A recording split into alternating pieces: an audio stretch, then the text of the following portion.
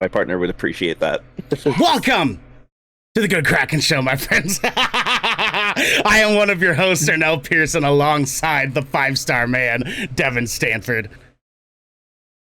Woo. Oh, Jesus Christ. Okay, I gotta go. The way my bank account. Call your mom. Call your mom. Just pick me up. Pick me up. Someone, just please. I need help. And that lovely, wonderful voice comes from our Emperor of the Underworld, our longtime bestie, the Chili's gang brethren. Oh my God, it's RekItRaven. What's up, Raven? How are you? I'm good.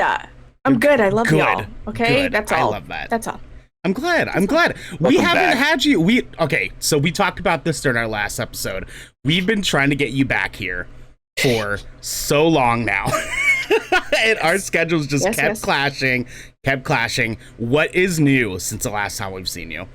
A lot. I ended up doing a Pride Month event. It was a month-long event full of collabs with LGBTQIA2 plus creators.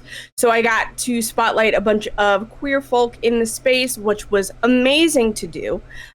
We also really started getting into rebuilding and growing the Underworld charity team. So that's been keeping me on my toes. We also got the broadcaster grant. Woo! Which is pretty dope. Yes! Congratulations! So Oh my God, I'm so excited for you. Thank you. Yeah, honestly, like we've been hustling, grinding, doing the things, trying to make sure that we are lifting the voices of others. As you know, I lift myself as well, because a rising tide lifts all the boats. So I'm just trying to be chaotic good in this space. Hey, and you've been killing it.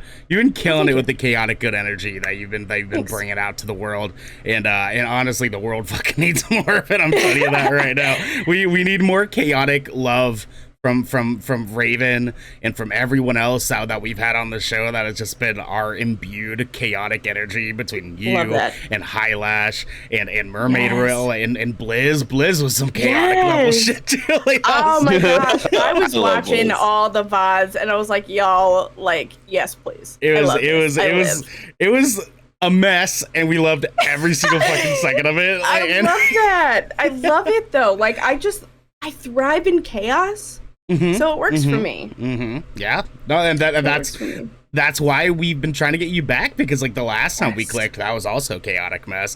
And, oh my God. Yeah. And we loved every single fucking second of it. Devin, how have you been since the last time that you and I hung out here? Well, today I woke up with an insane migraine, so that was great. yeah, I know. I get migraines too when I'm as hot as you. You know what I mean? But yeah, no, I've just been busy. I had a really busy week at work and didn't get a lot of time for video games or movies this week. Yeah, but I fit some things in. So yeah. I feel you. How about you, man? I've been busy too. I've been busy putting things in as well. Not that's what they said. Not busy, but work. Work like a not like committed, but work. One thing though about this week that I'm pretty stoked about is I got some merch from our boy Virus. Sledge over at Virus Co. I got part of his new summer drop and stuff. So it looks good. Everybody should go definitely check that out. Oh yeah, I like it. I like the print. The color detail is really good. Yeah, and I can't see your nipples this time, which is like arguably bad. It's arguably a bad thing. I've over the last few months, I finally accepted that I'm now an extra large shirt and not a large shirt anymore. Okay. So all right. You said I was powerful though. Yeah. Thank you. That is powerful though. Thank you. Yes, it is, because seriously, at first you said I'm thick, and now you're like I'm thick. You know what I'm saying? And that's bravo. Good for you. Good for you. Yeah. I had to accept that many years ago. Yeah. I'm like, oh, I'm a bigger shirt size. It's like, remember wearing medium shirts in high school, and then it was large shirts up until this last year and a half. We all get older. We all move into our own sizes and everything. You know what else is thick though? the Good Kraken Show, because today we're talking about ScarJo. Answer, but it was not that. Oh, okay, fair enough. I see you. Touche. ScarJo doing more than just playing a woman of color. My biggest apology yet, and being a total badass content creator, and much, much more. Because this is the Good Kraken Podcast, a show for nerdy, marginalized people, giving you the video game and pop media news, reviews, and discussions that you want to hear, live every Tuesday at 7 p.m. and Saturday at 1 p.m. If you're watching live, you can submit questions and topics to tinyurl.com/GK submissions to be a part of the show. If you're having a good time so far, you can watch us record the show live and ad-free by following and subscribing right here at twitch.tv/GoodKrakenShow. If you have Amazon Prime, you also have Twitch Prime, and we would love for you to give that to us or give that to the lovely RekItRaven right here to help us keep us pushing content out for all of you listening or watching at home. If you've emptied your pockets for the latest and greatest in entertainment, though, that is totally fine. You can catch our episodes on your podcast service of choice at 8 a.m. the next day, but you can also support us by going to our YouTube channel by clicking the link in the About section of our Twitch page and clicking that beautiful bell and big red button, or by subscribing to our podcast channel by searching Good Kraken with an exclamation mark and leaving a review there. Devin! I'm still just freaking out over what Raven just did. I didn't do nothing. Raven, Raven, are you giving out stuff? Oh, Raven, Raven, we love you. We love you so much. Goosebumps. You gave me goosebumps. Now you're gonna be able to see my nipples soon. Our couple bits of planner work for all.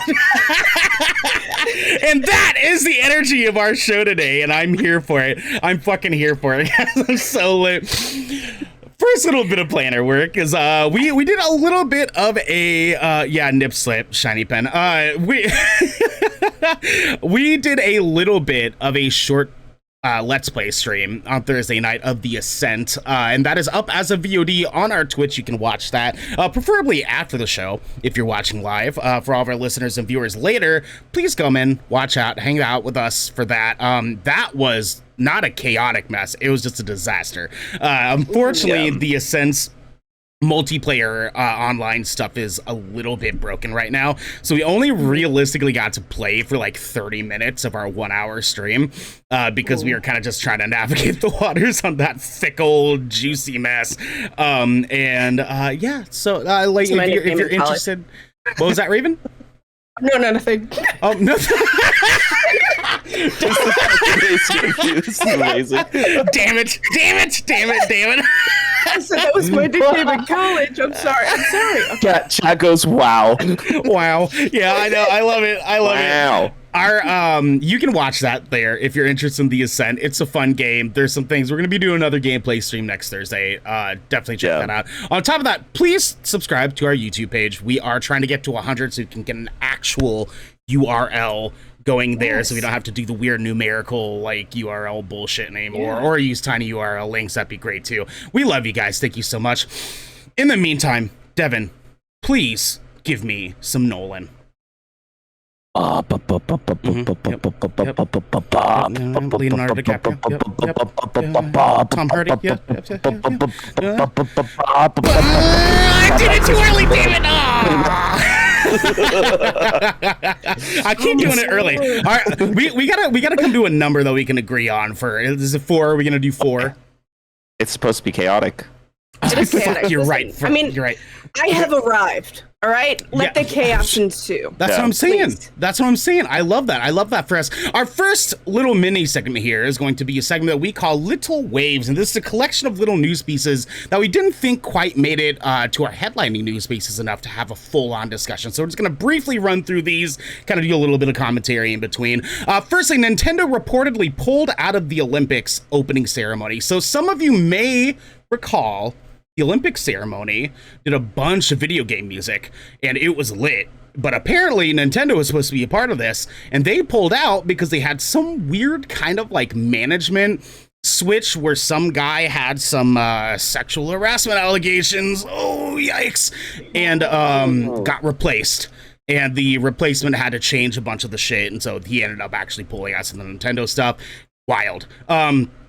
Playdate has sold 20,000 units in 20 minutes. So the Playdate, for anyone that doesn't know, the Playdate's this little handheld gaming device with a little crank on the side that can connect to your Wi-Fi, and they're doing like seasonal updates on it. So it's sort of like the equivalent of like a really, really old school Game Boy crossed with like those old like X-Men like itty bitty 3-button like games that you could get when we were kids. Sort of like a cross of that. And yeah, it's sold a lot. It's getting some really big popularity. I'm kind of really interested when they do a restock and trying to maybe get my hands on one of those myself too. Marvel's Avengers. What was that, Devin? Did you say? I didn't say anything. You say? Oh, I thought you did. I don't know. I covered your face with the show notes. Bruh, you all right? I'm good. I got Mountain Dew in a leopard print cup. So I'm doing fine. Love that for you. I love that for leopard you. print cup. Listen. I am a little bit cheap, and I don't want to spend $40 on a Starbucks tumbler. So like, I don't blame you, dude.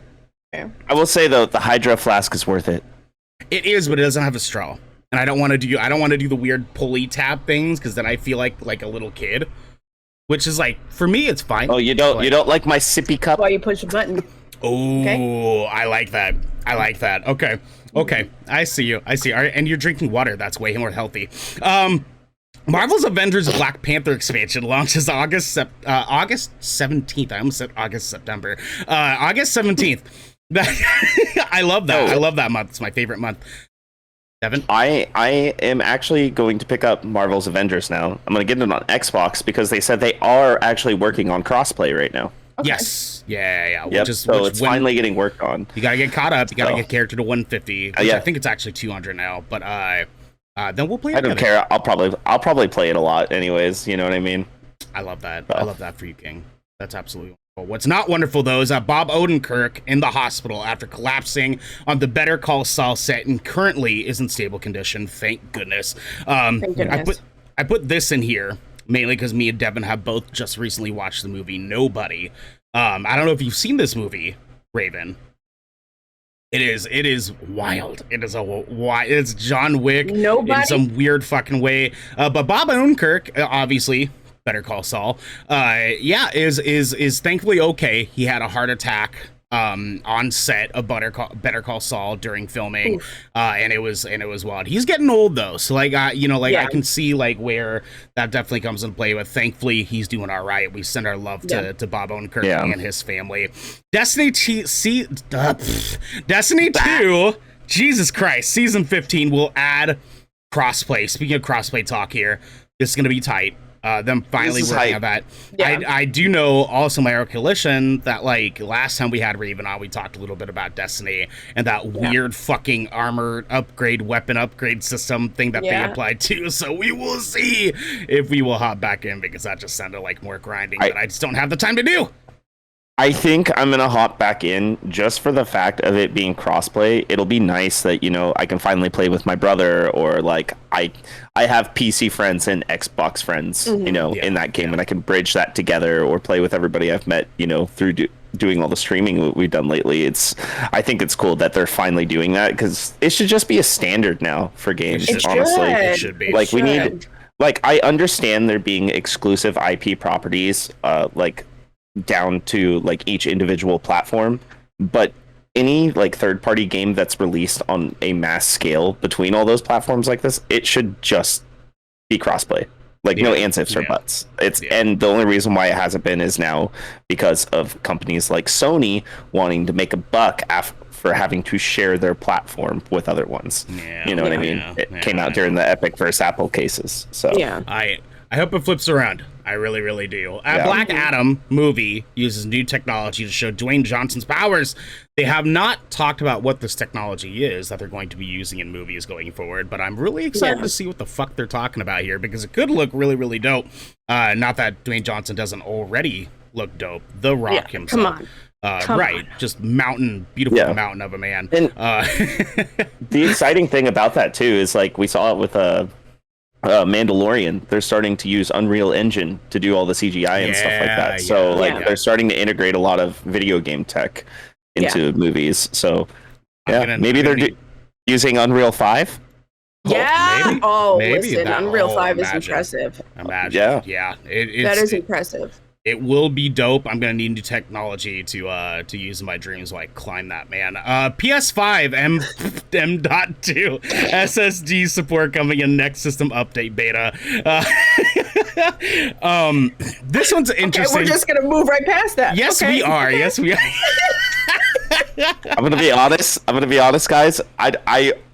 I think it just went right over my head because I didn't notice it. That's okay. We don't need to touch back on it. You know what I mean? We live and let live. We move on. We move forward with our lives. Time stops for no man. No, but it do stop for me. You're right.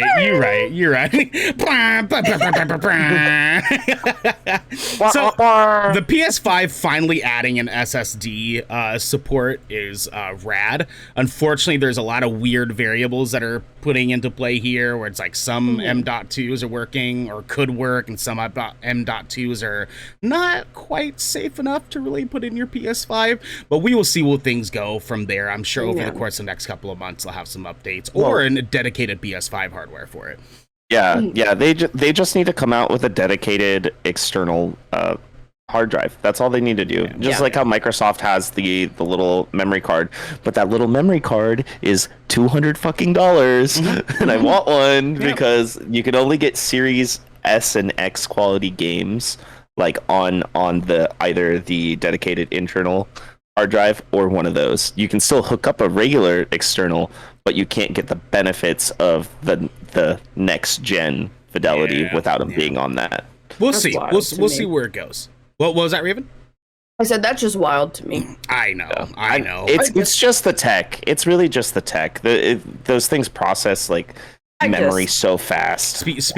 Speak on it. I just do it. Okay, all right, fine, Jesus. I don't know. It just sucks that everything is becoming very proprietary. I mean, that's always been that way with Sony, right? It's always kind of been that way with Microsoft, but with Microsoft, you have a little bit more leniency to make something work. It just irritates me. Because we are force-fed things and we are stuck in an ecosystem for that particular product. Yeah. So it just sucks. And there's a lot that I don't think is consumer friendly. Yes. Yeah. Devin, that was like you're gonna chime in. Yeah, to play devil's advocate on this part, I think it's not more so like a proprietary thing for like to pull people into their ecosystem. It's just this is like the biggest step that technology has made on the memory side in a very long time. Yeah. It's just the way that those M.2 SSDs process memory compared to a regular SSD is like 20 times faster and more articulate. So I think that's the only reason why it's like that. And I think the reason why things have been tough for Sony is they had a hard time. I know initially when designing the PS5 that they had to cut costs down because the system they originally wanted to make would cost, us pretty much a PC. You know what I mean? Yeah. So they had to, engineer little things to make it a little bit more eco-friendly and cost-friendly. Yeah. I can see that. I'd like to see where it goes. Well, and we'll see over the course of the next few months. I'm sure steps like this start snowballing into some things a little bit quicker than usual. So you'll definitely see. Lastly, on the Little Waves segment here, Kena Bridge of Spirits delayed once again into September 2021. We're really excited about this game. This game looks awesome. Looks so much fun. Delay your games. They're gonna get better. Yes, please. Yes, please. Delay your games. Shut up. No, we're gonna get there. All right, we'll get there. God damn it.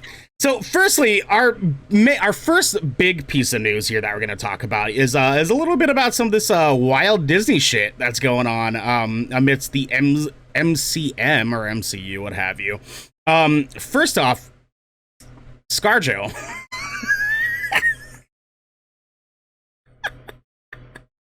I can't get enough. Scarlett Johansson What was that? What was that, Devin?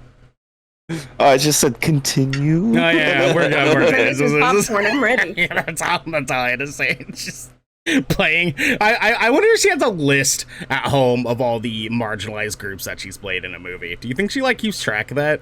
She's like, she probably keeps it in like a little like journal. Yeah, and then promptly rolls over and like, you know what? I'm not, because that was about to be real rude. Whoa! About to be real rude. There's gonna be some tea. What if she's one of those people who like did an ancestry like test, and it turned out she's just like a mutt of like everything, so she thinks she's validated to play everything. Yeah, she's some messiah. Yeah. Have you seen her face? Because that's not no. of anything. Oh, no. Yeah, I know. No. White. Anyway, Scarlett Johansson sues Disney over Black Widow's Disney Plus release. This comes from Austin Gosling at Polygon, and it reads like this.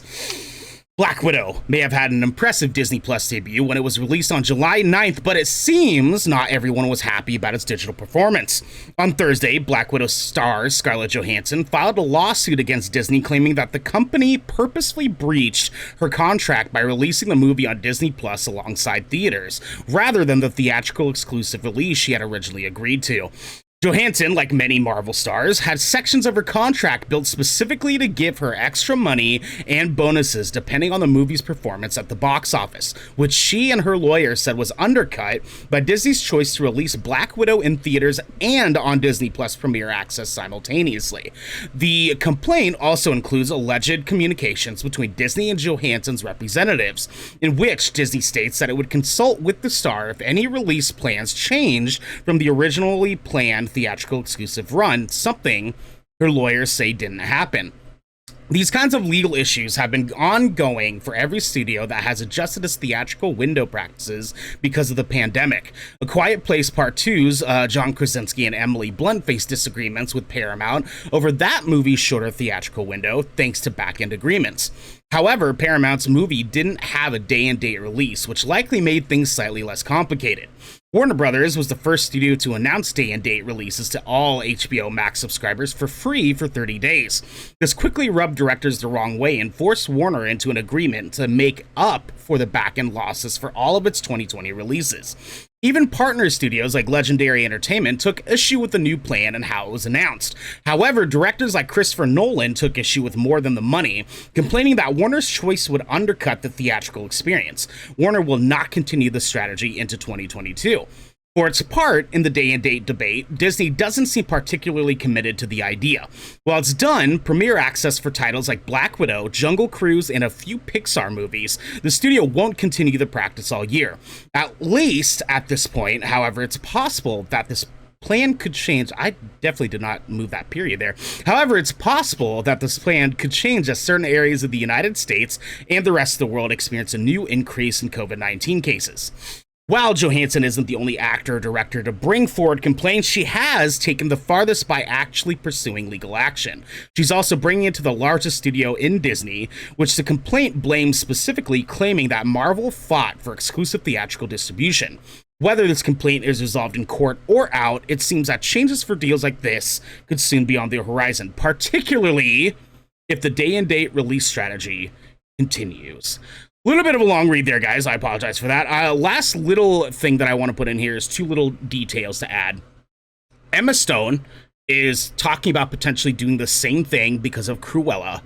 And Kevin Feige, the producer for all of the MCU films, is actually on ScarJo's side about this. So it's an interesting dynamic here. Raven, you're our guest. I want to hear from you on where you sit on this.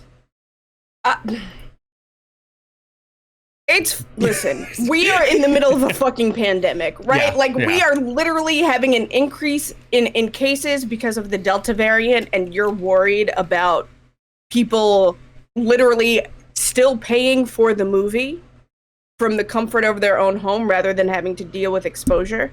Right. This is some white people shit. Oh, wow.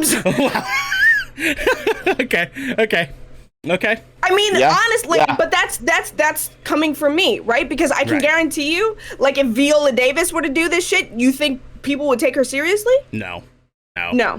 Absolutely not. No. This is some white people shit. This is that fucking entitlement, that privilege. Like, you're already making millions of dollars from this movie, right? You're already making millions of dollars from this movie. Okay, so maybe you're making $2 million less. Really? Like, that's what we're going to complain about in this day and age. Yeah. Now, Get to the be fuck fair, over yourself. to be fair, and again, I guess the devil's advocate, whatever. Little detail here that they didn't put in this article is that just came out this morning. Apparently, she lost 50 mil because of this. Okay. But that's like arguably what equivalent of $100 for her in comparison to like everything else that she already fucking has. I would like 50 mil. Right? Right? Yo, if it's us, sure. ScarJo, ScarJo, get me out of my apartment. Come on, what's up? Anyways, Raven, continue. It screams privilege to me. That's literally all it does. Because, and I'm not saying that, she hasn't come from a checkered past or whatever the fuck it is. I don't really care. Yeah. Because I'm not really that much into ScarJo anyway. Mm-hmm. But, like, it doesn't sit right with me. Like, I get, like, there's going to be disagreements. There's going to be issues with legality of it. And if that's what was in her contract, yes, she has every right to sue for whatever it is. So I'm not going to tell her that that's not her legal right. But for me, it reads as privilege. Yeah, that's fair. Yeah, to like add on to that part, it's like I totally agree with everything that you said. At the same time, it sounds like, there was a lot of miscommunication between her team and the studio and also Marvel. So it's definitely like on paper, someone's definitely fucking up somewhere, or it could even be people on both sides, regardless of the fact. Contracts are contracts, unfortunately. And I'm not saying she's a bad person for doing it, because there's other things she's done worse, but we're not going to bring those ghosts up right now. That was slick. I like that. I like that. I mean, like swoop and you just fly off in the distance. I like. Yeah, it. It's just gotta drop the seed and let everybody, do with that what you will. I love dropping seed. I love dropping the seed. Yeah. What? Hello? Hello? Anyways, all I gotta say is I somehow picture, what was that character from Lord of the Rings Two Towers? The one that poisons his mind, the king's mind. Yes. Grandma, yeah. Why do I just picture like there's somebody like that on like Scarlett Johansson's team, who also happens to just like work with like Emily Blunt and everybody, and is like, get all the money, just they're evil. He's just like in the corner rubbing his hands together. He's like, yes, get all the money from Disney. Yes. Why is he, what I mean? Why is he Transylvanian? Why'd you make a? I don't know. Why? Yes, I don't know. Because he's a creepy dude and his name's Worm. I don't know. No, I honestly like it, but it very much feels like that.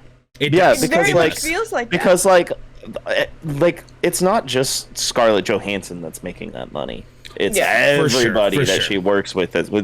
So there's also that in the account. As privileged sounding as it is, we also don't know what that's being divided into and how much people are making. You know what I mean? Which is something I don't always think about when it comes to like actors or studios or directors, because sometimes those people have like 200 other people working for them. You know. So I feel it. Well, I'll leave it there. We will see where it goes. I definitely sort of just like echo what both of you kind of said. Like I don't really know enough about like what's going on in the background of this to really like be able to say too much. It does come off privileged as fuck to me for her to be overly concerned about, money that she's already made off, a decade of working for Marvel now. Or the same 2 decades before that of movies. Yeah, exactly. But on the other hand, too, like, we don't know if maybe it's more so like her agents and stuff, like pushing her in that direction. Like, there's a lot of variables there. Yeah, the weird guy in the corner of the room from Transylvania. Yeah, exactly. Just the weird Romanian dude in the corner, just rubbing his hands together. It's the cockroach from from Family Guy. Yeah, exactly. Without all the weird, morally reprehensible things. Devin, would you like to take our second story for me, friend? Oh no, Ernell. Would you like me to speak on my shame, Devin? Speak on my shame. So last Tuesday we had a show where we were talking about our most anticipated games of the second half of 2021, and Mr. Ernell over here, Mr. Oceanshine, thought it would be a good idea to pick a game that didn't have a release date yet. Yeah. Well, I don't want to talk about it. You know what I mean? So, thanks to Jason Schreier getting the word out first on Twitter there, from Mr. Old Bloomberg, we got Horizon Forbidden West delayed to 2022 according to new reports, and this is coming from Matt Kim over at IGN. Sony has delayed the PlayStation exclusive Horizon Forbidden West into 2022, according to multiple reports. What did I say? It was going to be spring 2022. God damn it! Bloomberg and Jeff Grubb both reported that Horizon Forbidden West, the upcoming sequel to Guerrilla Games' Horizon Zero Dawn, will be delayed to Q1 2022. That's spring, if you didn't know. After initially targeting a holiday release of 2021 release date, PlayStation Studio boss Herman Pulse previously said in June that Horizon Forbidden West was, quote, on track to release this holiday season, end quote, but stopped short of confirming an exact release date given how much the global pandemic has impacted the video game development, because it's going to be spring 2022. Grubb mentions that a potential September event from PlayStation will officially confirm the Horizon Forbidden West delay, while highlighting the games that will come to PlayStation this fall. Horizon Forbidden West delay is just one of the many in a year that has been pushed back several high-profile games initially planned to launch in 2021. Now, spring 2022. This includes games like Gotham Knights, Hogwarts Legacy, and PlayStation stablemate God of War, which will be holiday 2022. I feel do y'all need a moment? I could just, because I feel like we're probably gonna need some cheese and crackers here in a minute. All right. Listen. Where's the waiter? Chili's? Listen. All right. Look, I had wishful fucking thinking here, and I wanted to try to speak it into existence. You know what I mean? Like I wanted all of us to be able to happily experience a wonderful sequel to a wonderful game, and I'm sorry I'm a disappointment. I have failed the games industry. You're not a disappointment. You wanted a pony, and I was just trying to calm you down and sit you back down in reality for a second. But you wanted a pony. It's not like it was gonna walk out of the closet. So with that said, I have unfortunately lost our very first official Good Kraken Bev bet, where I will be sending Devin $10 after this show so that he can buy himself some Truly. You better put your pinky out if you're drinking. You just won. You better put your goddamn pinky out for winning this bet. Yeah, there you go. There you go. Perfect. All right. Yes, I approve. Yeah, you better sip that tea. Raven, how are you feeling on this delay? Delay it. Yep. Delay it. I would much rather a studio be very transparent. Like, look, we are running, at 50% staff right now. COVID's still a thing. We're trying to get this done, but we don't want to release something and be Cyberpunk. Yeah, absolutely. Period. Yeah. I respect that. That. So yeah, take your time. Make sure that your people are good first, that y'all aren't, doing or practicing unhealthy habits. Get the game done when it gets done. Mm-hmm. There's a lot of positives out of this too. For one, obviously more polish on the game, because I can't wait till, if we ever do get to the day where we buy games and there's not as huge of updates or tons of bugs or connection issues. I feel like these delays are making a staple in the industry, where we're not going to be getting release dates till like a year for after they announce games. Like, look at Bethesda. They used to announce 4 to 6 months before the release. Now they're doing a whole year and a half announcements. Yeah. And they're waiting for those games to get to that point where they want to announce them, and then putting them out of, longer trajectory, which is totally okay. That just means they have something to be more proud of, and that's going to represent that product, that IP, that studio just better. Especially for Sony, this is it is an exclusive game. It's going to be on PS5 and PS4, but this also gives people more time for more PS5s to get out there to consumers who can actually get that full experience that they really want people to have. Another thing too is they don't have to compete with Halo Infinite now for Game of the Year, because that game has such a huge industry hype right now. I mean, all jokes aside, like, they're thinking about that. You know what I mean? Like, and this always looks good for a platform when they can have two games that are like in the same year that are considered. So like next year it'll definitely be Horizon Forbidden West and God of War. Like, we're all kidding ourselves if you don't see that in conversation for Game of the Year when that time comes around. Speaking of seeing conversations, we have someone in the chat named Matt's Debater, and I think that is the most wonderful name I've seen in a really long time. I do like that. I do like that. What is that? What is that? What planet are you from? I don't know. We will see, because it's coming off as kind of sus. It's coming off kind of sus. Yeah. Anyways, I'm totally fine with this. Devin's $10 richer, but like I said, wishful thinking. Mainly just wishful thinking, and I just want games to come out at their most strongest capacity when they release, so that we don't get things like Cyberpunk, the Ascent the other day. Like we've seen examples so far, even just this year, of games just coming out way sooner than they honestly reasonably should have. And this is one of those examples that I do not want them to fuck that up on, and doing this.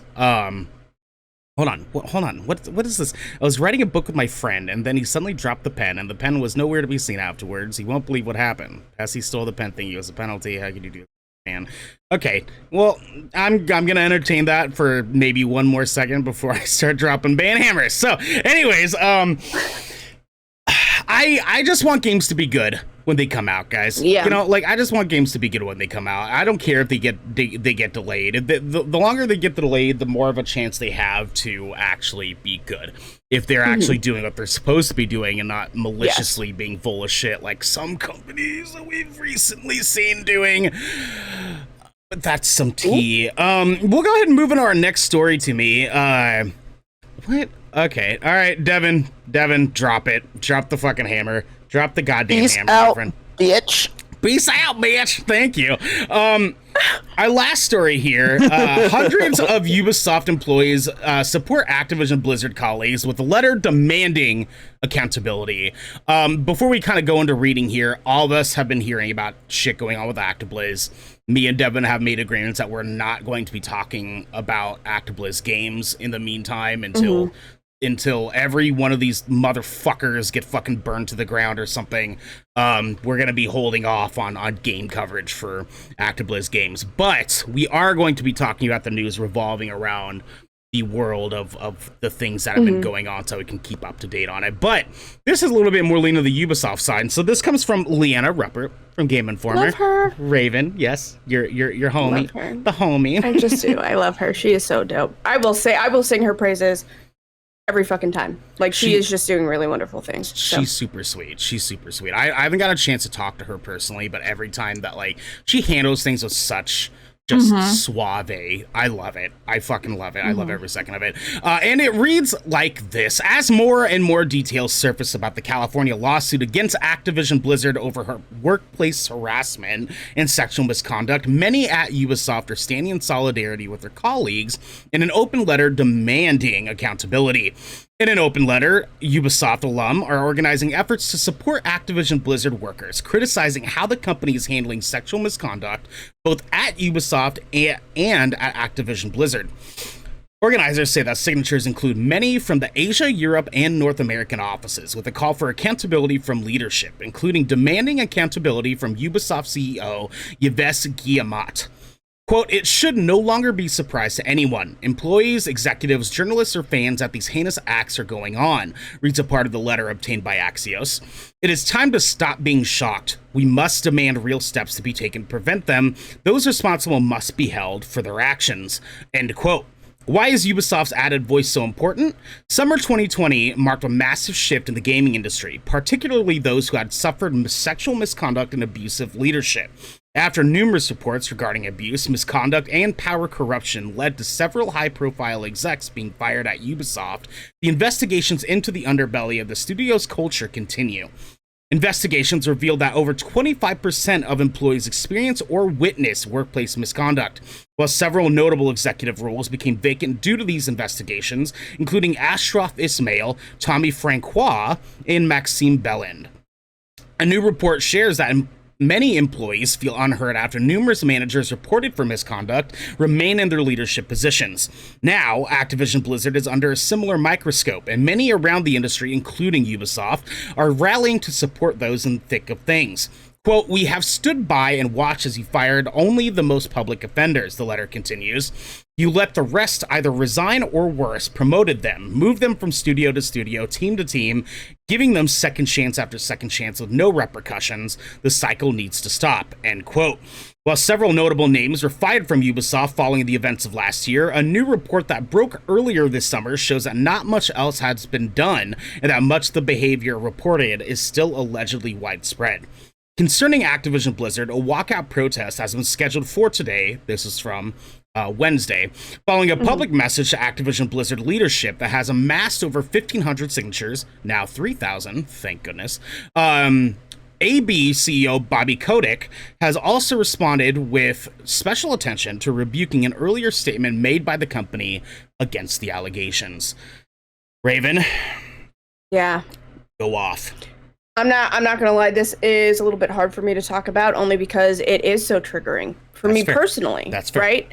I'm gonna do it anyway, but just bear with me. Okay. Because I need my anxiety blankie. Y'all don't even know. This is real. Get it. We'll kind of briefly say you're okay, Raven. I got you're my okay. blankie. There we go. Okay, cool. Yeah, cool, no, cool, I end up getting the chills when I start talking about really hard stuff. But that's okay. Do your thing. It's gotta stop. It's gotta stop. Right? Like, the fact that women and femme presenting people are still being forced into these positions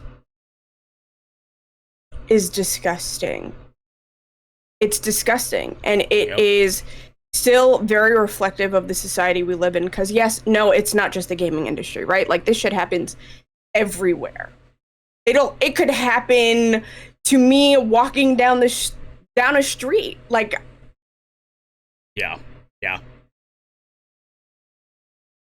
I like the energy surrounding the support for the victims and the claimants and everything like that. It's not enough. We definitely need to do more. Definitely need to do more, because this shouldn't be the norm. Mm-hmm. It shouldn't be normal to allow men to berate, abuse, threaten women because they are in a position of power. Facts. Straight up. I do like the energy that is surrounding all of this. But it's still hard to see. It's still hard to see because it feels very shallow.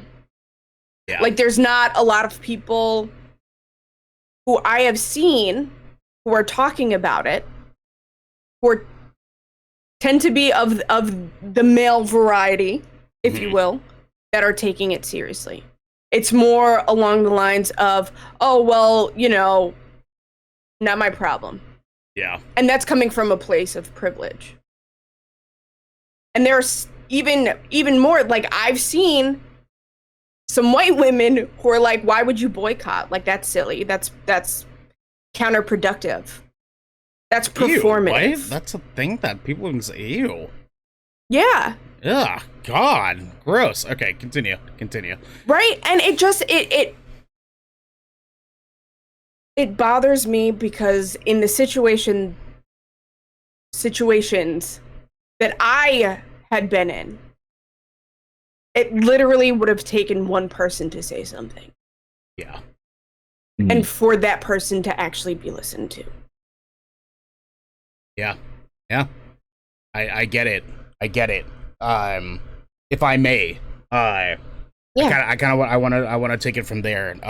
It's me and Devin have talked about this for a couple episodes now, and we've definitely dropped a lot of thoughts on how we feel and how frustrating it is, and really I just want to kind of just harken back, just echo what we've already said, and just we are never going to be able to get past this shit until us men are willing and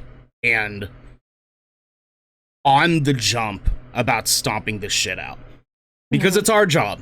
It's just like it's not, people of color's job to fight racism because white racist people don't listen to people of color. It's also not women and femme presenting people's jobs to be handling this on your own. Like, us men have a responsibility to cut this shit out the second we see it. Just as Jude said on the last episode that we had Jude on, we have to start saying shit when it actually fucking matters. We have to start saying shit when it fucking matters. We as long as we allow shitty dudes in places that we're supposed to be protecting each other in, protecting women in, them presenting people in, POC, there's so many different things here that we're supposed to be protecting, and until the day that comes that we are jumping on the gun to stomp this shit out, we are complicit in allowing it to happen. Yeah. And we are never going to be able to move away from this weird fucking culture that men specifically are feeding into, are fanning the flames of, because we're not fucking saying anything. We have to fucking say something. Like it's awesome that we have people that are signing these things and doing open letters and talking to their management and stuff. But this is so fucking deep in culture and workspaces that men are involved in, that it's fucking disgusting, and it's frustrating. It's embarrassing as a fucking dude that that guys like me and Devin, who are just repulsed by this fucking behavior, have to sit here and watch these dudes act like fucking fools every goddamn day, treating women like shit, treating femme presenting people like shit, treating LGBTQIA2 plus people like shit. It's the list fucking goes on. And we continue to come back into these conversations day in and day out, and it's just as infuriating, if not more, each fucking time, because these dudes don't have anybody fucking saying something. Their homies are just letting them be fucking trash, and then their homies are letting them be fucking trash, and now they're trash because they're allowing trash to do trash fucking things, and it's so fucking exhausting. It's just so exhausting. So I guess my point in totality on my end is please, for fuck's sake, guys, men, gentlemen, what have you, fucking say something. For Christ's fucking sake, say something. This should anger you so fucking much that you can't help but fucking say something. We have visceral reactions towards racism, towards hate speech, towards all sorts of different things. But when it comes to men doing skeezy things towards women and femme presenting people, for whatever fucking reason, men are so goddamn hesitant to say shit about it. Their homies are out at clubs touching women on their lower back and shit. Stop! Just fucking stop, dude. It's so fucking embarrassing. Devin, take the goddamn floor. Take the floor. It's fucking disgusting to see all of it happening. It's disgusting that this is on an international scale. This is in the light. Everybody knows what's happening. Everybody knows what's happened. everybody knows victims who are affected by this. And still, as a community, still as an industry, still just as a human race, like this, why is it just getting resulted to suing? Why aren't some of these people getting fucking prosecuted? Why aren't people getting fired? You know, like this, it with all this even in the open, there is still a place of leniency behind it for some reason. You know, like I'm baffled by it, honestly. Like I don't even like as a dude who is like, I'm a strong ally towards people, and seeing this shit happen and people still not getting reprimanded for it at all, like literally at all. Like, it's just like, oh, sorry. You know, that's all that's happening within the industry.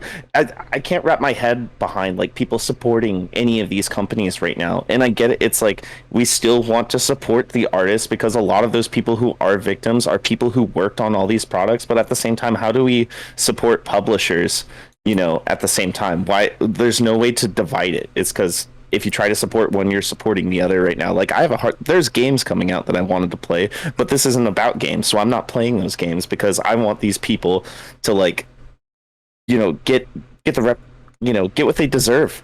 You know what I mean? We don't need to allow that into this space at all.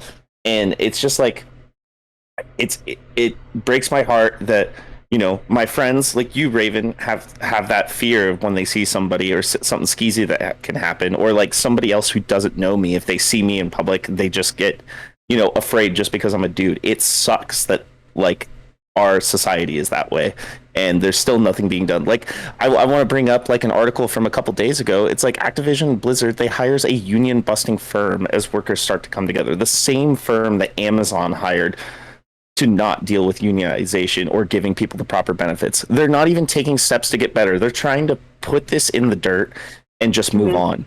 Well, they're not trying to make any changes. First anyway. Yeah, No, it's disgusting.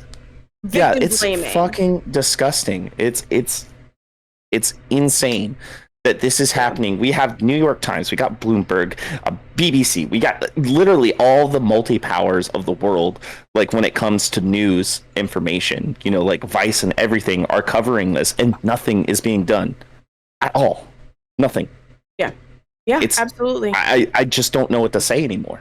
Yeah. It's ridiculous. And even more stories are coming out.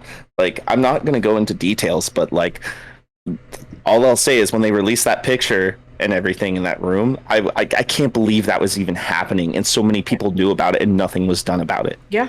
Right. You know? Right. And that's like, only what we found. That's only what has come out. Imagine all the shit that hasn't come out yet. It's insane. It's insane. I don't know like what else to say about it. I just want things to get better, and I want people to get what they deserve, whether it be good or bad. You know what I mean? Yeah. It's just not fair, and I know people will equate it down to the world just not being fair. But yeah, I don't know what else to say. Yeah. No. I just kind of want to insert this because I think it's important to say. Okay. Like, we have all of these people, like all of these, you know, men who have partaken in these horrific acts, and then you still have the women who support them, and I don't think we talk about that enough. No. Yeah. And that comes from, at least in my opinion, that comes from wanting to be, or liking not being that kind of girl. Like, oh, you're not like the rest of them.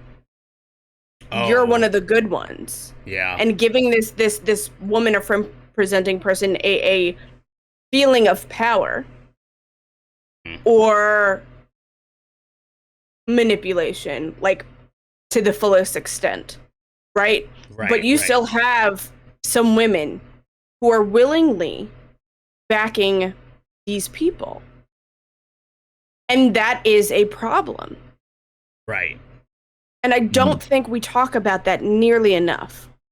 Because I know for me, as you know, a themby in a female pod, if you will, I wish a motherfucker would.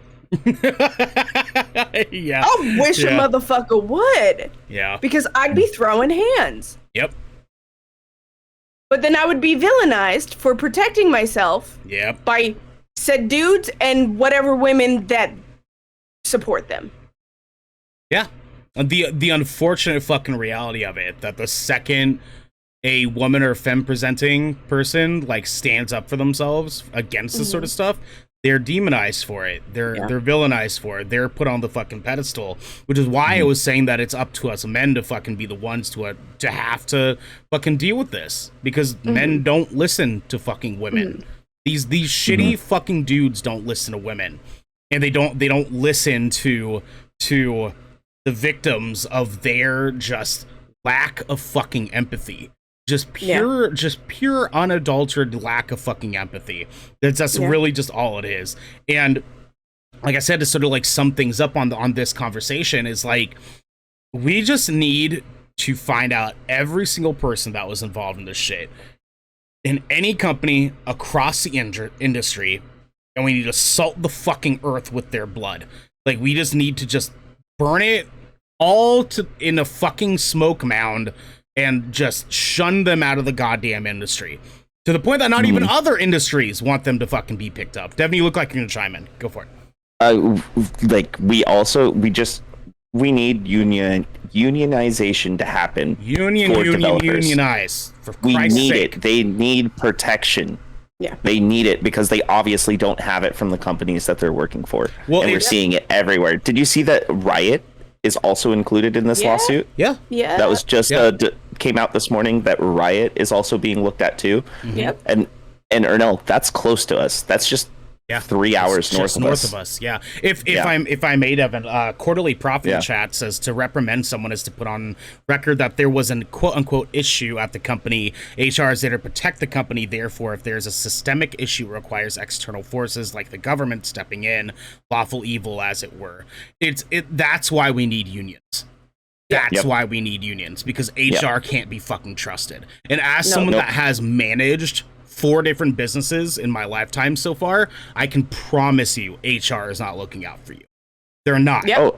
Never. Period. I worked for a company called Lowe's that we really just call Blows.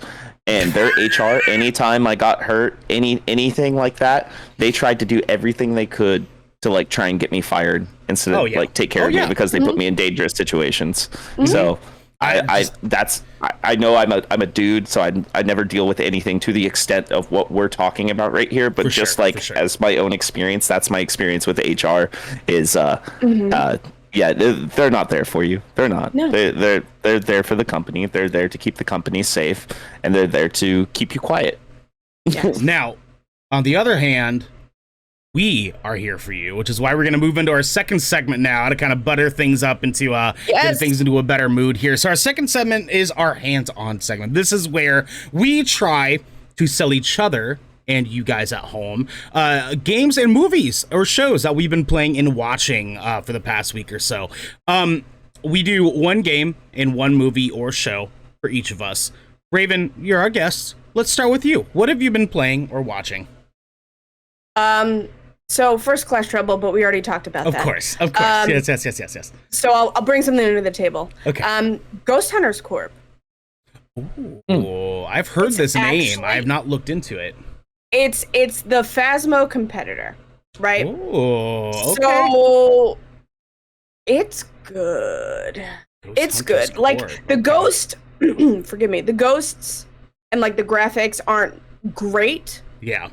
But the ambiance, if you will, like it's more. You definitely have to do more. You have to work with your team more. Like, not only is there just EMF and like trying to figure out what kind of ghost it is, right? Right. You have to exercise whatever ghost is in this house. Okay. And depending on what kind of ghost it is, and depending on what evidence you find, will literally give you the steps that you have to take in order to exorcise this ghost. Now, the ghost will come out and chase you outside this house. Oh, that's the one thing Phasmo had that was like a saving grace. Oh no. Yes. It is so good. So how do you protect yourself from this ghost? Depending on what they are, like there's crucifixes, there's like a little Mother Mary statue. Oh, okay. There's actually like a book you have to read, and it's all religious. It's not for me, not my favorite thing. But you know, whatever. You gotta exercise the demon. You got holy water, and it's a lot of fun. It's a lot of fun. It's very interactive.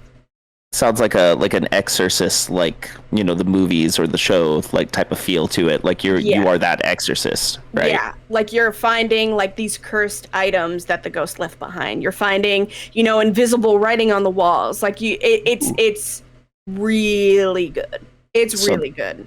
That reminds me of The Conjuring, actually, when you're looking for all the clues and the evidence behind it. That kind of gives like a Conjuring premise, which I'm actually kind of about that. I just watched all the Conjuring movies not too long ago. So I actually have a question. Which so far between this and Phasmophobia, because they sound like they're very similar in like essence.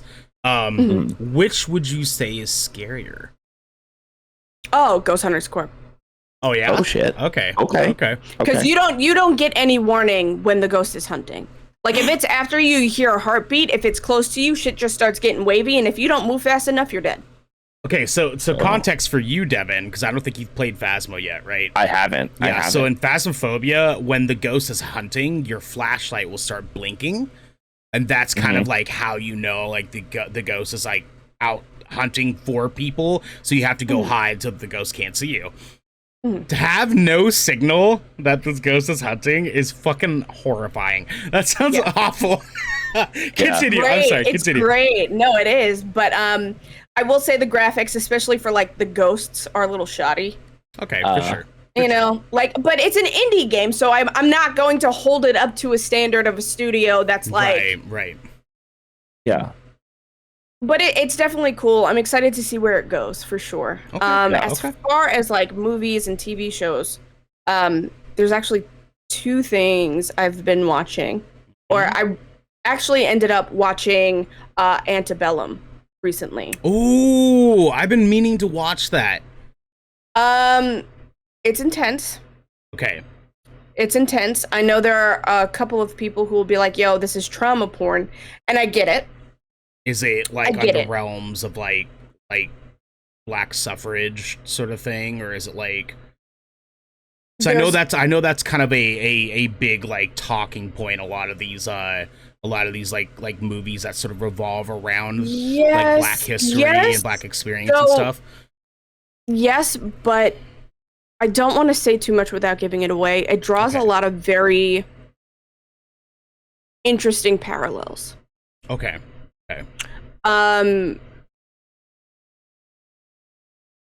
It's hard to watch, especially being in my position, because like if you read the excerpt, I'm not going to tell you anything that is for sure, a giveaway for the story. But basically, you're going to follow this woman who is very vocal and outspoken about black issues, and of course, the storyline is hyperbolized. It's Hollywood. It was hard for me not to like it because I do see a lot of the parallels, especially because I can identify with that character. Okay. It's good. It's hard. I know that my opinion may not be like the popular opinion in you know the black community, and that's totally okay.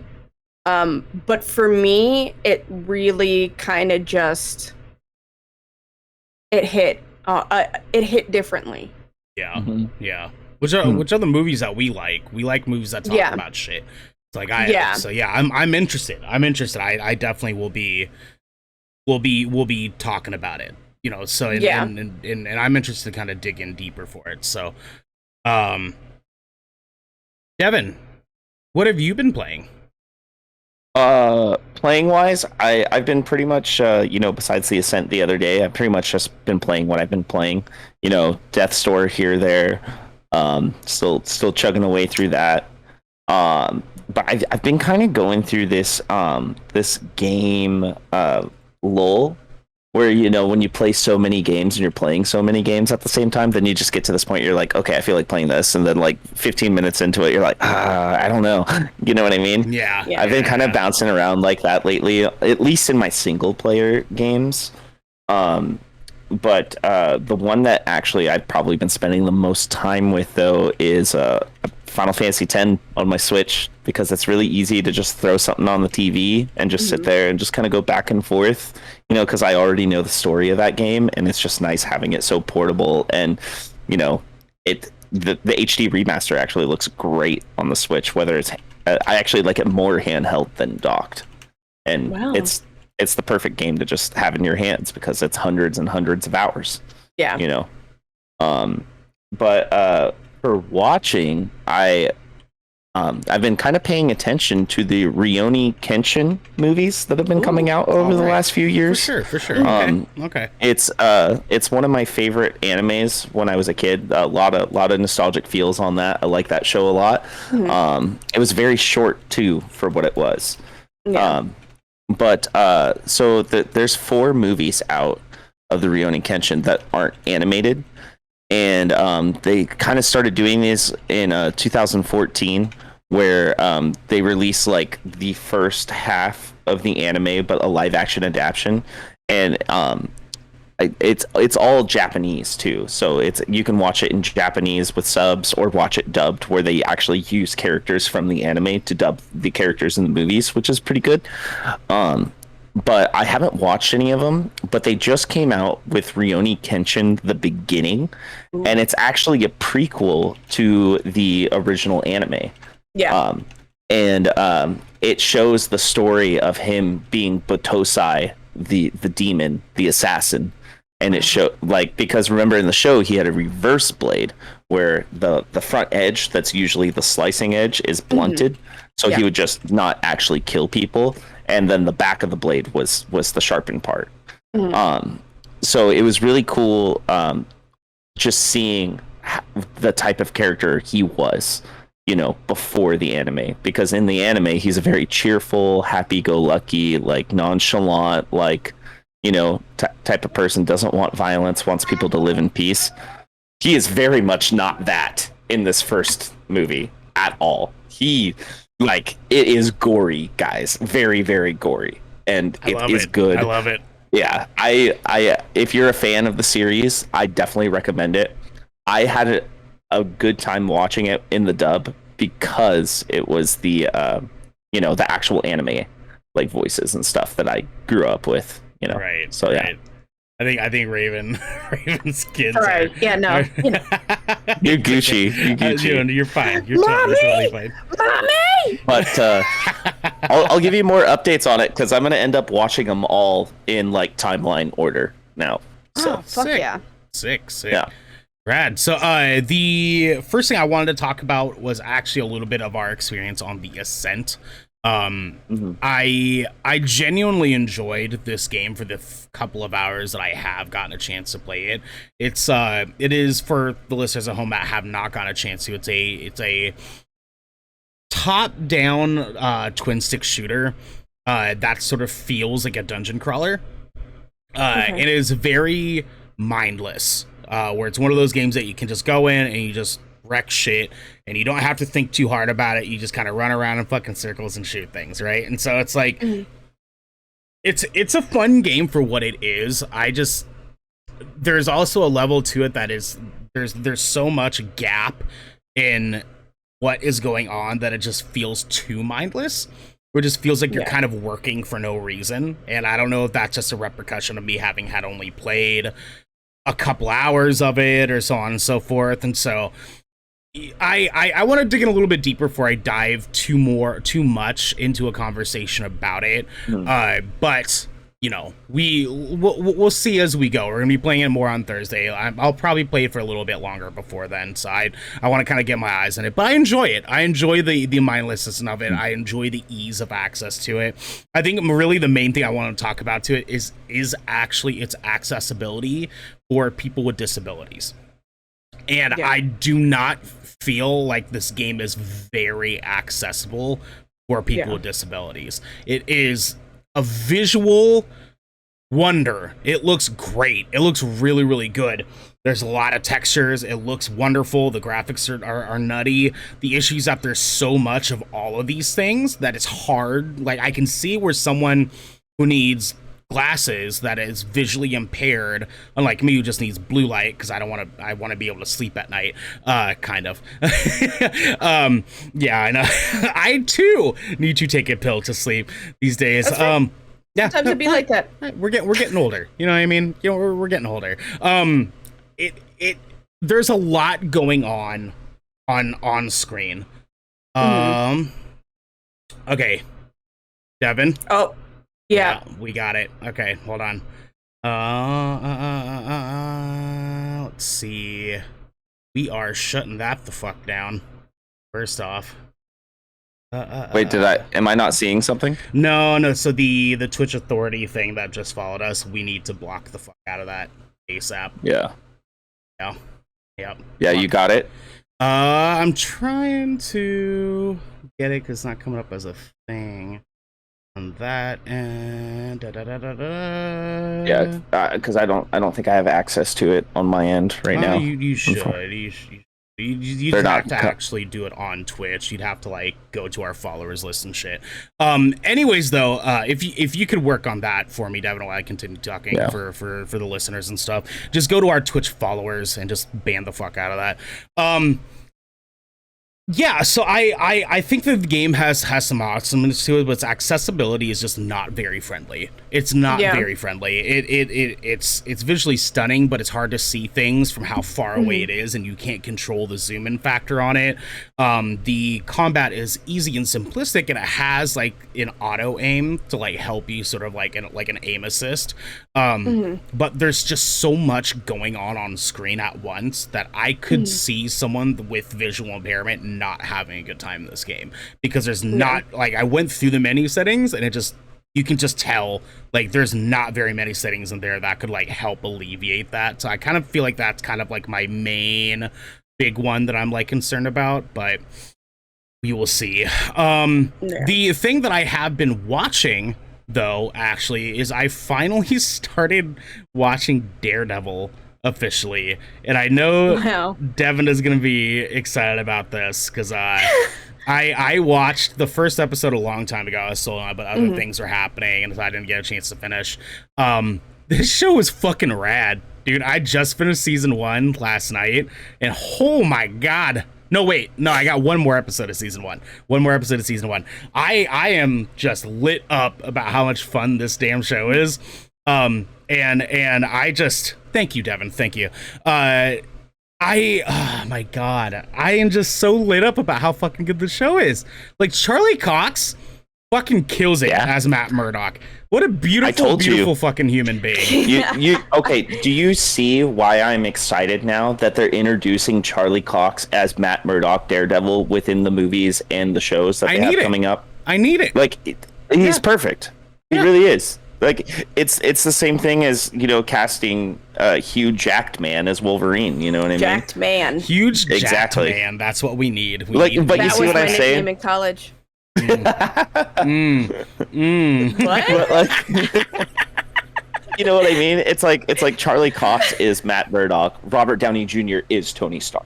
Yeah. You know what I mean? Chris Hemsworth is Thor. To be honest, it kind of took me a little while to kind of get warmed into Charlie Cox as Matt Murdock. I think that's only just because like at first I think I might have had a preconceived idea of what Daredevil Matt Murdock himself should look like, and he wasn't it at first. I'm a little weird about his hair. His hairstyle doesn't do it for me. I wish he'd do something different with his fucking hair. But everything else about him is rad. Their character design for this version of Daredevil and Matt Murdock is fucking rad. It's super rad. I can't wait to see his suit, because I think I'm about to see his suit here in the next episode. So I'm like way hyped about that. And then like Stick being in the show. I didn't think that they would fucking make him a thing in the show. That was fucking dope too. I'm excited. I'm digging into it. I'm setting it to that, and then I'll start watching the rest of the Defender shows and so on and so forth. So have you watched any of the other Defender shows, like Punisher, anything like that? I watched Iron Fist, and I hated every second of it. So yeah, Iron Fist definitely needed better writers. Why does that not surprise me? I'm sorry. No. So my only complaint surrounding the stigma of Iron Fist is a lot of people said it was whitewashed just because of the premise of it. But Iron Fist is actually white in the comics. My issue is that, like, one, the writing wasn't good in the story. No, it wasn't. Speaking. Two, he just did not look like he should be playing Iron Fist in any capacity. Capacity. Like, he just looks he looks like Jack Harlow with a bad haircut. Like, it just It honestly was his haircut for me. It was. I hate to be so listen, he's doing this like early 2000s Ernell thing, but curly, right? So and it's really curly and bleach too. Look at this. So do I look like I'm in Atreyu? I look like I'm in Atreyu. That okay? Forever the sickest kids. We're not doing that. We're not doing that. I'm sorry, guys. To be fair, that is my haircut right now. Yeah, but you know, it works better for you than it does for me. I can promise you that. You know what I mean? You know what I mean? That's the mark in the chat's fucking killing me.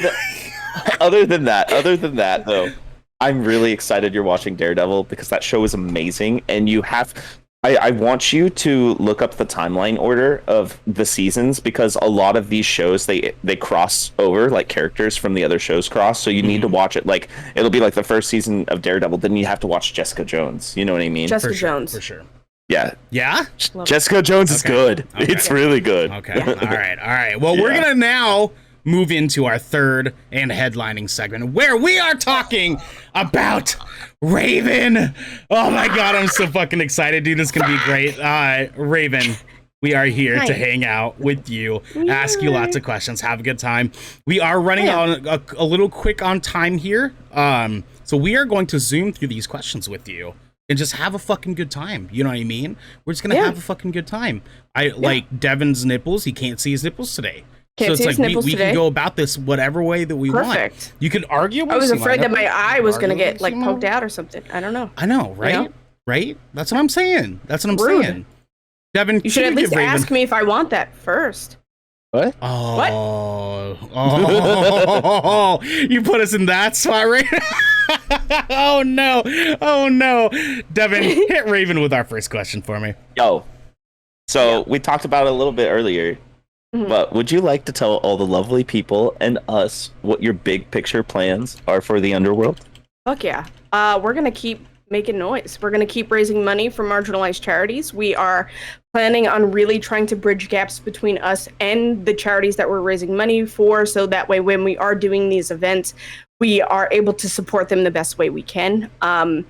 We are just doing chaotic good things. We're growing. We are finding like-minded individuals who are charity focused first, because sure, I could shout it from the rooftops, and I will continue shouting it from the rooftops that equality matters and we need that now. But when we start really, bringing together a chorus of voices, y'all are gonna listen just a little bit more. So I am really, really, really excited to be able to do that. I really want to start building people up even more so, because it's important to me to be able to give back. It's important for me to be able to breathe life and put energy into people who have good intentions, So honestly, those are kind of that's the big picture for the Underworld right now. And maybe if and when I get partnered, we can actually have an official, Twitch team. But right now, we're doing it on our own. We don't need that shit. Yeah, you don't need it. Start from the bottom, and now you're here. Yeah. I'm sorry. I didn't mean to drink you. I drank the fuck out of you. I'm sorry. I had to bring in Aubrey. It's a good time. Oh shit, did I drop his name? Oh, my bad. Oh, Devin's out here dabbing. Goddamn, son. Woo! Hey, whoa, that's damn, short. Iron Fist, you out here just chopping it up. It's the haircut, isn't it? Anyway. Well, Devin's hair is 1,000,000 times better than Iron Fist, I can promise you that. Raven, there's been a lot happening since the last time you were here, and I want to know, like, how your personal goals have changed? The last time that you were here, you talking a lot about like really aiming to get partnered and like wanting that to be sort of your next step into your career as a content creator. Have any of your goals changed since the last time you were here? Yeah, I mean, I still want to get partnered, right? Like that's still one of my goals. It's not the end goal though. I just kind of want to build bridges, right? Like I want to be able to be a positive force for people. And I know sometimes I don't always do that the right way. So a lot of that is being humble enough to take the criticism and encouraging people to call me out. And so now my personal goals are kind of just to like really stay true to who I am. Okay. Because I was getting caught up in the numbers scheme for a little bit there, right? Like, well, I have X amount of concurrent viewers and I'm so far away, so how am I going to get there? That's still in the back of my mind, but it's not my forward focus. My forward focus is really just making sure that I get to learn and be better every day. Right. And I get to, take marginalized people and I get to lift them up. In your forward focus. In my forward focus, not forward. Yes, yeah, your focus forward. Yeah. I mean, I would prefer a Fiesta, but here we are. Whatever. I hate us. So much. I really do. Fiesta just sounds more fun because we're all great friends. You're great friends. Why? Listen. Okay. You know what? Fuck me in the butt twice on Sunday. Thank you very much. Okay, bye. Forward focus, nipples, butt fucking. I love it. Devin, give her even our next question, please, before we majorly derail. All right. So, I mean, oh, God damn it. Chili's gang forever. I'm dropping a Chili's gang in the chat. Let's go for it today. Not me trying to dry my eyes with a business card. Okay, you know what? I'm done. I gotta question go. Is it a good business card? It's for my ADHD doctor, so yes. Oh, okay. Hell great, yeah. great. I've been laughing so much at this episode so far. My eyes are sweaty. Guys, I mean, I'd be lying to say if all this laughing hasn't made me moist today, but moist. I have that effect. You know that pre-sweat feeling. You know what I mean? Did you say pre-sweat? Actually, yes, I do. Did you say pre-sweat? Yes. Yeah. Yes. Pre-sweat. Before you actually start like bawling with sweat and all that shit, it's like the little bit of moisture where it's like, like. See, I even have a fan just blaring on me, and I feel this way right now. See, I'm thick, so like I'm either not wet or wet. It's like a switch. Like it just switches on. I mean, that's the same for me. Yeah. Give a straight face. Oh God, why am I like? Listen, I gotta. You know what? I don't know. Why am I like this? Why am I like this? Devin, drop another question, please. We need to get back on track, guys. Save the show, Devin. We've talked about it a little bit earlier, but like the games industry has obviously changed a lot, and not even all for the better, unfortunately. But even during this year alone, like what are some changes that you hope to see in the creative spaces moving forward, especially with what the industry is dealing with? I want more women femme presenting people at the forward focus. At the focus forward. Literally, like I want them out about in the limelight. They deserve that. I want more black and brown people developing games and being talked about for the amazing accomplishments that they have made for themselves and for the people around them. Mm-hmm. That's what I want. Yeah. To like reiterate that with you, it's like I've literally been telling Ernell for like 2 months now. I was like, when we get to the point, that's what I want our next partner to be. That's what I want our next that's what I want our next like team member to be. Like fucking bad. Yeah. Like I want that representation out there in the spotlight. Yeah. We we basically are like cutting our white guy count at Garrick. So like that's we're capping out on whiteness for good Kraken at Garrick. That's our white cap. I'm hyping you up right now, Raven. Hype. It's hype in the chat. Hype's in the chat.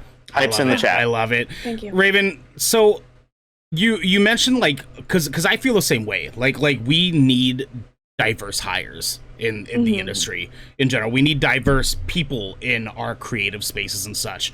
With that said, what are some pieces of advice you have for marginalized and underrepresented people that are wanting to be a part of content creation, be a part of the games industry spaces? Like, what advice do you have for them to help move them into this and prepare them for this emotionally, physically, so on and so forth? Know exactly who you are, because people will always try to take that from you. Yeah. So if you have a solid understanding of who you are as a person, and like you hit live for the first time and somebody comes in and says something, okay. Yep. Yeah. You know, and I don't want to say have a thick skin, because I don't think you need to have a thick skin to be in this business. I think you just need to know who you are. Yeah. So that way, when people are aiming to be intentionally malicious and hurtful and vile, you can just look at it and be like, yo, that's on you. That ain't me. Right. And know that no matter how hard you work, you're going to have to work harder. Yeah, that's facts. That's facts. You're going to have to work harder. You are going to shoot your shot 1,000,000 times, and out of those 1,000,000 times, maybe 2 people will actually get back to you. Yup. So don't be afraid to do the research for the companies who are looking to work with people like you for the right reasons. Not just for you to be a token. Know who you are. Everything else will fall in place. Facts. Slow clap. Yes. Slow clap. Slow clap. Thank you. Now soft little fast golf clap. There we go. There you go. I love it. I love that. Yeah, no, I definitely agree. I think that those are sound pieces of fucking advice. I would to your point about like having the thick skin thing, for me it's always been like the kind of people that come into spaces and try to shit on EOC and like marginalized groups, underrepresented groups, so on and so forth. For me, it's like the people that do that are just lacking a level of intellect to be able to have that perspective. That for me, it's like when I change my frame of mindset, is like you're in here not because you're trying to be malicious, not because you're trying to like get a rise out of somebody, but you're actually just here because you're just not a smart human being. It changes sort of my frame of mind of like, wow, you are not just an asshole, you just don't know any fucking better, and now I'm gonna shit all over you for you not knowing any better, because you not being smart enough. That's just natural selection, baby. Listen, like if you're dumb enough to be racist, you're probably dumb enough to walk in front of a car without looking both ways in the street. All right, and that's I mean, because there's ignorance and then there's willful ignorance, right? I could deal with ignorance. Yeah, because we're all ignorant on something. Yeah, it's the willful ignorance for me. Yeah. I mean, no, go ahead. I'm sorry. I was just gonna say we have to deal with willful ignorance on a day-to-day basis. It's like it's just like you were saying. It's like the women who support the people in Activision Blizzard, like they know what's happening, and that's just a clear representation of willful ignorance, because it's so damaging to who they are. You know what I mean, in the first place, and they're just choosing to ignore it. Yep. Well, and look at all this shit with the vaccine stuff. Oh fuck! It's a complete vaccinated people get vaccinated. Just look like anti-vaxxers are a very special kind of not intelligent to me. Like I don't want to say stupid or dumb, because I don't like using like very loose ableist language like for things like this. Like this is not about that. This is about them being so intellectually unsound to be anti-vax, right? To be against the vaccination shit, to be racist, to be hateful, to be anything like this. It takes a very, very, very special kind of just not smart human to think that these are viable things. Like I don't fucking get it. I don't fucking get it. A lot of it's a power play too, right? Yeah, right. A lot of it's a power play. A lot of it is literally like a child's tantrum. Like, well, you told me to do it, so I'm not going to. Like when people come up into my channel and they're like, "Oh, you're black," and I'm like, "Oh, okay." Like, are you trying to take something from me? Like, I didn't fucking wake up again with melanin in my skin. Like, I haven't done it every day. Right. Oh, so I'm fat? Yes. Feed me. My thighs require maintenance. What? Or you're gay, and then I'm like, yeah, I am. I fucked your mom. I'm your stepmom now. You didn't know? Love that energy. I love that. I love that for you. Yeah. Yeah. Listen, I'm just out here being a nice toasty marshmallow. You know what I mean? I'm just slightly roasted over the campfire and just being puffy. I'm the cream puff, the giant cream puff dude from Ghostbusters. Oh my gosh. Stay Puft Marshmallow Man. Yeah. Yeah, exactly. Michelin Tire Man. Yeah, I'll take it, but slightly toasted. You know what? Yeah. And angrier. I'm angrier too. I feel that. Devin, you've been to prison, right? That's what your face tattoos mean? I've been to jail twice, but we don't need to talk about it. Devin, go into our next question, please. just so chat knows, he has not, so don't listen. I haven't. Devin, your next question. Well, again, we've been having great conversations. I mean, this is even touching on something I think you showed us earlier. But what is one favorite memory you've had so far since starting streaming? I'm so mad that I'm about to say this. Listen, people don't let me live this shit down. But so I have been newly diagnosed with ADHD. I had it all my life, obviously, but now I'm starting to like really start seeing that things are making sense, and it's like, that's why. So I'm doxing myself so bad right now, and I hate it, but it's such a good story. I had a friend of mine donate 5,000 bits. Yes. And it caught me so off guard that I couldn't even say thank you. Okay? The way that I decided to bestow my appreciation was to blurt out loudly, "I will let you put a finger in my butt." Yeah. And that's and I love that for I'm never going to live that down. I love that. I'm never going to live it down. On brand with our show today. I mean, whatever. You know, maybe we're all in a mood. I don't know. I'm not a judge, but sometimes I just say shit. I don't know why I say it, and then I say it, and then I instantly regret it, and then people clip it, and I never get to live it down. And that was one of those things.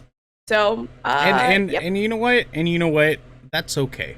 That's okay. Yeah, I love that for you. Okay. I love that for you. Absolutely love it for you. You know. Yeah.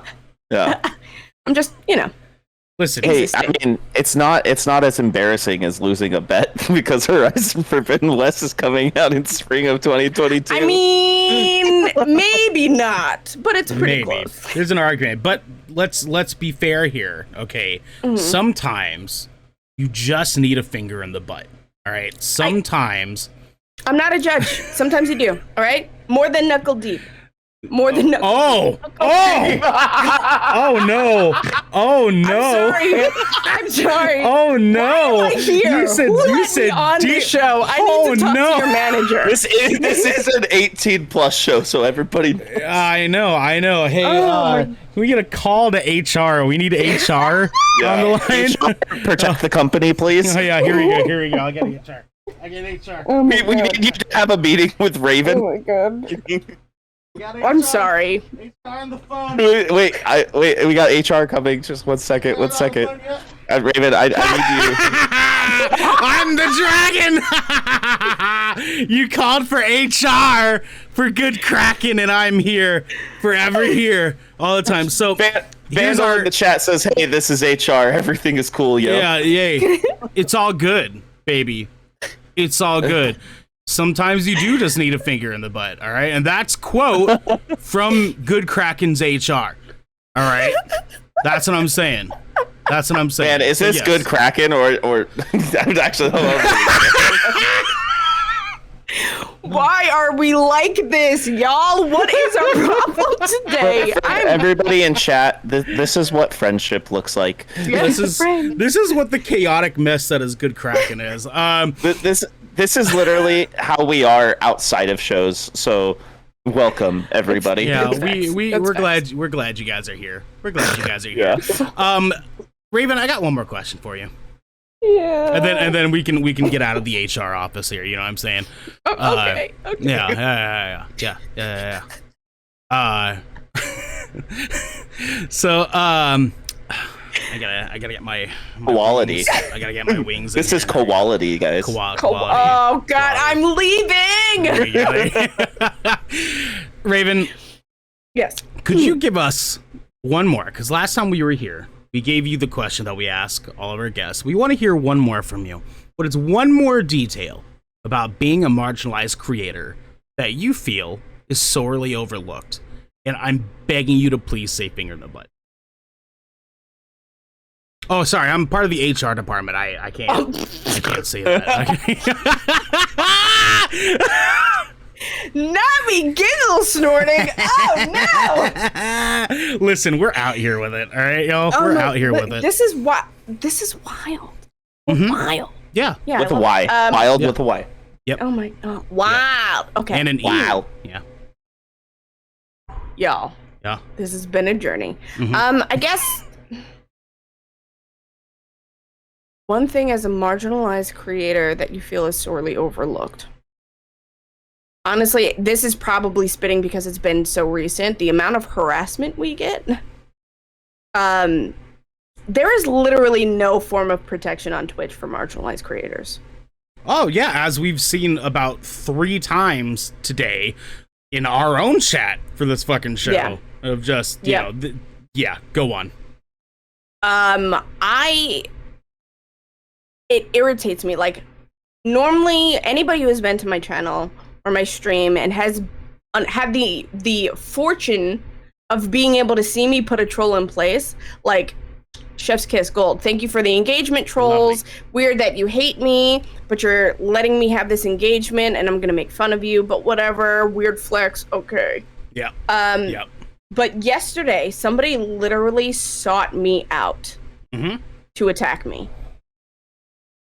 Speak on it. Like, literally sought me out to attack me. And I don't know if it was one dude or a bunch of fucking, like, bro friends hanging out. More than likely. But I had a bunch of bots come into my chat and say something along the lines of, like, hey, if you're black and goth, are you a gigger? Oh, yeah. Wow. Yeah. And that shit fucked me up a little bit because it was personal. You know what I mean? Mm-hmm. Like, normally people come in and they're like, oh, yeah, you're black. And I'm like, oh, is that's it? That's what you got for me? Oh, okay. Of course, because that's where their intellect takes them. This is as but bare this one minimum. Was personal. And I had to really kind of, like, pause, get my shit together, and really understand and talk it out with one of my friends. And figure out that the reason why I was so bothered was because this person, whoever this person was, decided to attack me. Yeah. And not just my identities. Right. You know? Right. Yeah, it sounds like they already know you, and it sounds like they're just making a bunch of accounts and they're trying to target you, which I'm really sorry that's happening, but that's what it looks like just from an outside perspective. It's what it feels like, because shortly after that I got follow botted, which, okay, whatever. Yeah. You know, but there is much more harassment than many people think who are not in a marginalized community. Mhm. And now because I fit the demographic of being femme presenting and black and queer and vocal and active and, you know, I basically, for lack of a better term, invite it because of being who I am and fighting for, you know, equality for marginalized people everywhere. Some days is better than others. But it still takes a toll. Because we are literally being sought after for just existing. Yeah. Yeah. And that sucks. Now, I'm too stubborn to give up. I'm too fucking stubborn. Let's be honest, right? Yep. Let's go. But there's only so much that I can take and almost only so much clapping back I can do before it really starts to wear on me. Mm-hmm. So I think last night, because it was personal, like, it got in my head a little bit. But, like, hey, whoever's out there, if you're seeing this and you're the ones responsible, no, I'm not fucking going anywhere. You bitch. You bitch. Eat shit and die is what she's trying to say. I mean, you know what? You know, I'll be the hitman. I mean, what's up? Y'all ain't gotta worry about me. Y'all gotta worry about my community and my friends. I'm just saying. Yeah. Like on that, I've only seen that really happen about once or twice in our own channel towards Ernell, and ironically, it happened both times that Island Style has been on our on our show. On our show, yeah. And we had some guy come in and start talking about they should make World War II games in the Germans' perspective, and he kept saying Germans, but it's like we all knew what he was getting at, and he was getting very touchy, and he was directing it straight at Ernell and Kai. So it was, it's not as bad as what you dealt with, but like they need to have those protections in place because there are people out there who like feed off of that and like live for that, and it's really disgusting that that's a part of the community, unfortunately. Yeah, because they live to try to make people uncomfortable, and I'm not the one. Yeah. I'm not the one. Yeah. And like people come in and I'm like, yo, like I'm pause, because people will try me, and they try me frequently. And I'm like, listen to me very carefully, because I know where you're getting at, and I'm going to tell you it's probably not going to go how you want it to go. Yep. Because I will clap back, and I will make you cry. Fuck alive. I will eat you the fuck alive, right? Like, just like Vandal in the chat saying 100 Nazi fucking scalps, boyos. Like, I am... Yeah. Listen, all right? I gotta put the dragon away. HR is going away. I'm sorry, because I gotta talk about some serious... All right, so HR is gone. Management is back here, and perfect. Love this. And management has a choice word. I will cut a motherfucker. All right, like verbally or physically. I am too old and too tired to entertain the shit the way they want me to entertain this shit. Like I said earlier, if you are so lacking the intellect that you're in here talking about my brown skin, talking about the way that I talk, talking about the way that I look, what fucking have you, you're only making yourself look fucking bad. Like I don't even have to do anything. You already lost. You already fucking lost. But I will. Like, I'm dropping fucking banhammers like fucking crazy in the chat when these people... I give them one chance to really, like, explain themselves, and I entertain it for a fucking second. Fine, because I like being a reasonable human being. I like to take a second to give you an opportunity that if you're making yourself look a fucking fool, explain yourself. Maybe it's just my perception. Maybe I just think you look like a fucking fool. But if you have not impressed me after I entertain it for that 1 second, I will fucking burn you to the ground. And I will use your fucking hypothetical tears to fuel my next toilet binge as I poop for an hour after Taco Bell. I will listen. Why does it always go to this? That was for Devin. That was for Devin. But anyways, I am pretty consistently angry at all times. I have a level of just patience that is just worn thin in my 31 years of living now that I am always fucking about it. I'm about it. Let's go. You want to play some fucking games? Let's fucking go. I have very little to fucking lose these days. I'm overweight. I've had a kidney stone. Like my life is hardly wonderful. Hardly wonderful. And if you want to fucking try it, I will run fucking circles around people in chat, people in other people's chats, on Facebook. I have a fucking heyday on Facebook, I promise y'all. So many people had to start deleting me on Facebook because I'll just be fucking with it. I'm with it. You want to go the shits? You want to do the shits? I'll do the fucking shits. And I'll explain to you why you look like a fucking moron. Yeah. In the process of fucking doing so. Speak on it. Yeah. I'm saying I have the time. I have the time. Yeah. And it's funny because once you kind of crest over into your 30s, that's kind of where you sit. Right? Because that's where I'm at. Yeah. And what really I don't know, something about being able to fucking talk shit to somebody who's trying to be malicious gets me off. I just fucking love it, right? So people are coming into my chat saying stupid shit and I'm fucking clapping back and they're getting upset now, right? Which is chef's kiss. And then just a little cherry topper, right? The little one is, hey, thanks for your cis white male tears. I'm going to keep them in a bottle by my bed so I can get off later. And that's very on brand for you. That's very on brand for you. I love Chef's it. Kiss. I love it. Love that. I love it. Because that's the energy we need to have, right? Right. I'm just smacking shit. No worries. Right. I'm throwing shit. It's all right. I've literally just dropped things on stream before and I'm just okay. This is happening. Can I just point something out that's unrelated, but I love the fact that in chat today you said I'm gonna go lick Satan, and I just now saw that. Oh yeah, no, absolutely. Me and Satan. Yeah, I know. The religion talk is a different ball game, but Vandal, I love you too, dude. Yeah, it's in summary, try it. Fucking try it. You know what I mean? What else would I be doing?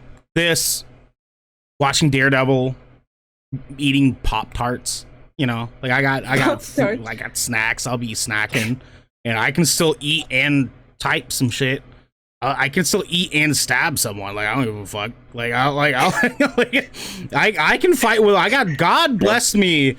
The Lord, the great old ones, bless me with two hands. I can snack on fruit snacks with one hand and fight you with the other one and be just fucking fine. The image I have is great. All I gotta say is I sang Gangster's Paradise in karaoke last night. Try me. Raven. Okay, all right. It's been fun. Raven, for the people at home, where can people find you? Y'all can find me almost everywhere. RekItRaven on TikTok. It's rekit.raven. That's a long story we're not going to get into. If y'all are interested in checking out the Underworld, which is the charity team, it's also the name of my community. Whatever, it might get confusing, or it might not. Sure. But y'all can find us on Twitter at Underworld Team with an underscore at the back end of that because everything else was taken. But yeah, I'm around Tuesday, Thursday, Friday on stream, Eastern Standard Time. We usually do an hour to an hour and a half of just chatting. We talk a lot about politics and racial inequality and mental health and LGBTQIA2 plus rights and, all kinds of conversations that are deemed uncomfortable. So I would love to, I'd love to hang out with y'all. Fuck yes. Hell yeah. Dude, it's going to be lit. I'm super stoked for it. I'm super stoked. I'm also stoked that we finally have come to the end of the show. As we thought we would not be able to. We thought the world would burn before we could even come to the end of the show. But we are now here. It's happening now. It's happening now because this has been the Good Kraken Podcast, a show for nerdy, marginalized peoples giving you the video game and pop media news, reviews, and discussions that you wanted to hear live every Tuesday at 7 p.m. and Saturday at 1 p.m. right here on twitch.tv/GoodKrakenShow. If you enjoyed the show, you can support us by subscribing below, going to our YouTube channel by clicking the link in the About section of our Twitch page and clicking that bell and big red button, or by subscribing to our podcast channel by searching Good Kraken with an exclamation mark and leaving a review there. But until next time, my friends, be good to each other.